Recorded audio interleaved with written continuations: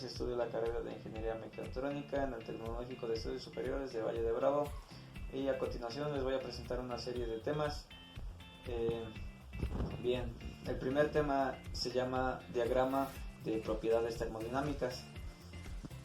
Para comprender de forma completa el comportamiento de las sustancias puras es necesario tener en cuenta los diagramas de propiedades.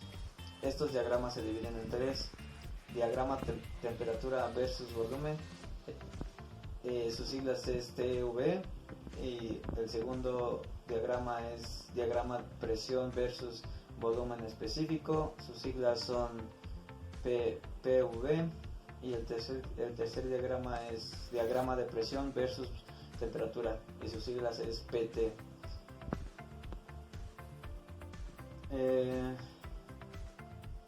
Los diagramas varían de acuerdo a si la sustancia se contrae o se expande cuando se congela. Pasaremos a hablar sobre el diagrama de TV.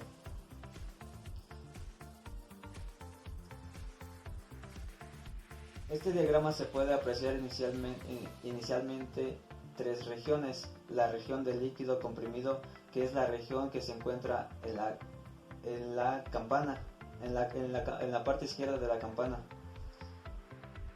la región de vapor sobrecalentado, que es la región de derecha de la campana, aquí lo podemos ver; la región de líquido más vapor saturado, que es aquella que se encuentra dentro de la campana, es esta región;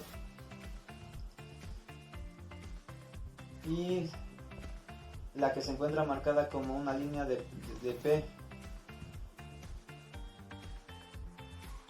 Esta línea, que comienza en la región de líquido comprimido, pasa por dentro de la campana y termina en la región de vapor sobrecalentado.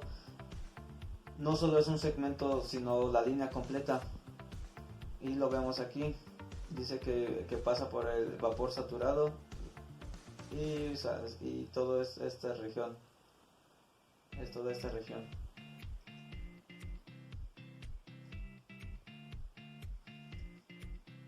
Bien, ahora hablaremos de los diagramas PV. La campana está formada por los puntos de líquido saturado y de vapor saturado de infinitas líneas de presión constante, de modo que el que se presenta en el gráfico es solo un caso particular a cierta temperatura y presión. La línea que pertenece a la campana y bajo hacia la izquierda del punto crítico lo podemos llamar línea de líquido saturado, y la línea que baja hacia la derecha del punto crítico la podemos llamar línea de vapor, y aquí lo podemos ver. Ese es el punto crítico, la región de líquido comprimido, la región saturada de líquido vapor, región de vapor sobrecalentado, la línea de temperatura constante y vapor saturado y líquido saturado.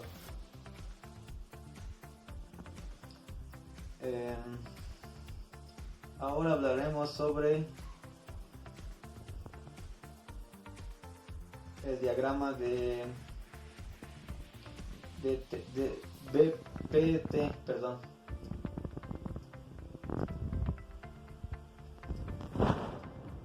Este diagrama también se conoce como diagrama de fase porque es posible identificar al estar separados por tres líneas. La línea de su sublimación es la que separa la fase sólida de la fase de vapor. Aquí la podemos ver. Esta es la línea de sublimación.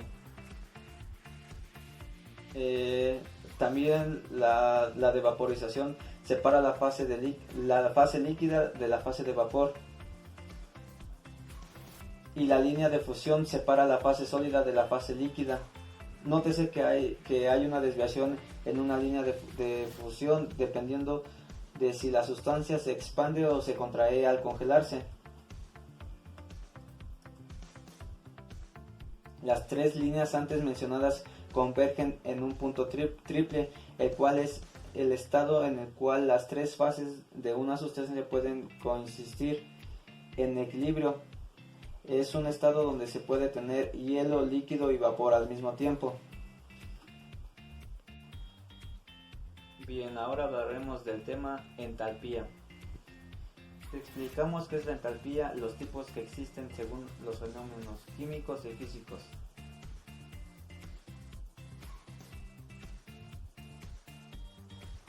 ¿Qué es? La entalpía es la cantidad de energía que un sistema termodinámico intercambia con su medio ambiente en condiciones de presión constante. ¿Qué quiere decir esto? Que la cantidad de energía que el sistema absorbe o libera en su entorno en procesos en los que la presión no cambia. Bien, en física y química se suelen representar esta magnitud con la letra H y se mide en joules.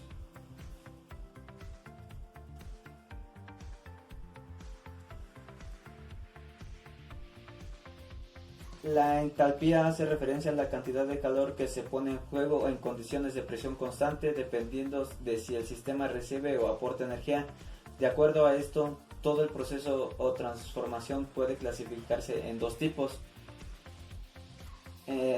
Endotérmicos, que son aquellos que consumen calor o energía del medio ambiente, y exotérmicos, que son aquellos que liberan calor o energía hacia el medio ambiente.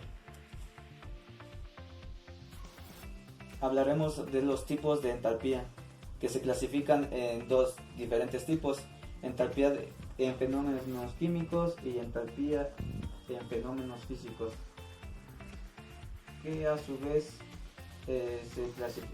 ellos mismos se clasifican en entalpía de formación, entalpía de descomposición, entalpía de combustión y entalpía de neutralización. La entalpía de formación engloba que es la cantidad de energía necesaria para formar un mol de un compuesto a partir de sus elementos constitutivos en condiciones de presión y temperaturas estándares, es decir, una atmósfera y 25 grados centígrados. La entalpía de descomposición quiere decir que es la inversa, es la cantidad de energía absorbida o liberada cuando una sustancia compleja deviene en sustancias más simples. La entalpía de combustión es la energía liberada o absorbida por la quema de un mol de sustancia, siempre en presencia del oxígeno gaseoso. Y por último, la entalpía de neutralización implica la energía liberada o absorbida siempre que una sustancia ácida y una básica se mezclen, es decir, cuando bases y ácidos se neutralicen. También, por otra parte, la entalpía en sus fenómenos físicos, que engloba la entalpía de cambios de fase, entalpía de disolución.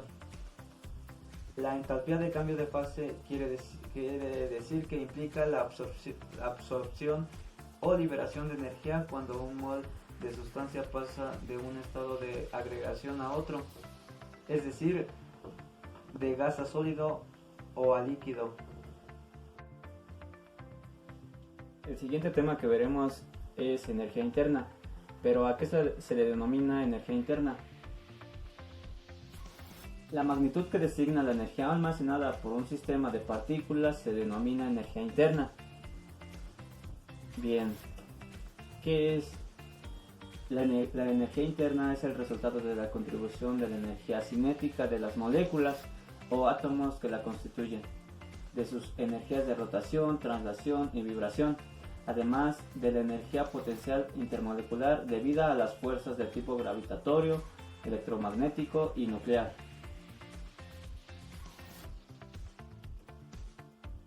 La energía interna es una función de estado. Su variación entre dos estados es independientemente de la transformación que lo conecte. Solo depende del estado inicial y del estado final. Como consecuencia de ello, la variación de la energía interna en un ciclo es siempre nula, ya que el estado inicial y el estado final coinciden. Y aquí podemos ver la representación matemática de ello.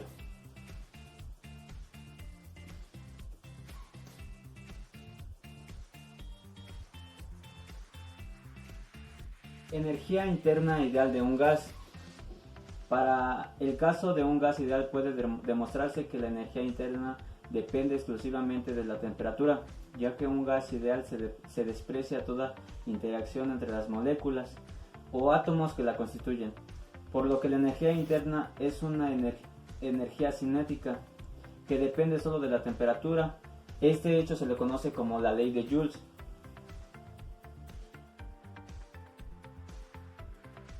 La variación de energía interna de un gas ideal entre dos estados A y B se calcula mediante esta expresión. Aquí la podemos apreciar, donde N es el número de moles y C subíndice V es la capacidad calorífica molar a volumen constante. Las temperaturas deben ir expresadas en grados Kelvin.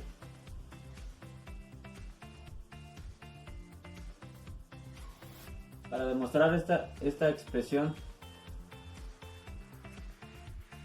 imaginemos dos isotermas caracterizadas por su temperatura TA y TB, como se muestra en esta figura.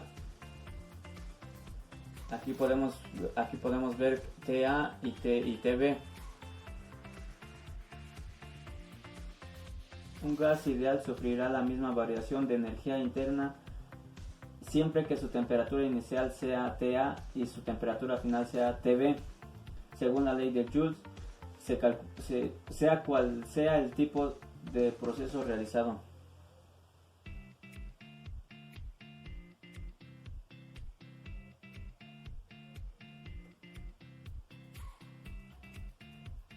Elijamos una transformación isócora para llevar un gas de la isoterma TA a otro estado de temperatura TB.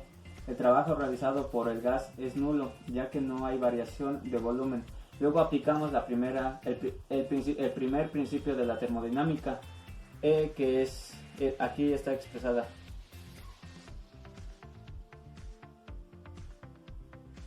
El calor intercambiado es un proceso que viene dado por esta expresión.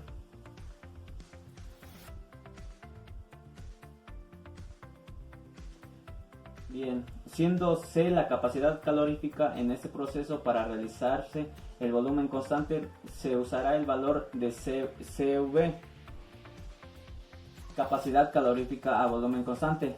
Entonces se obtiene finalmente esta expresión.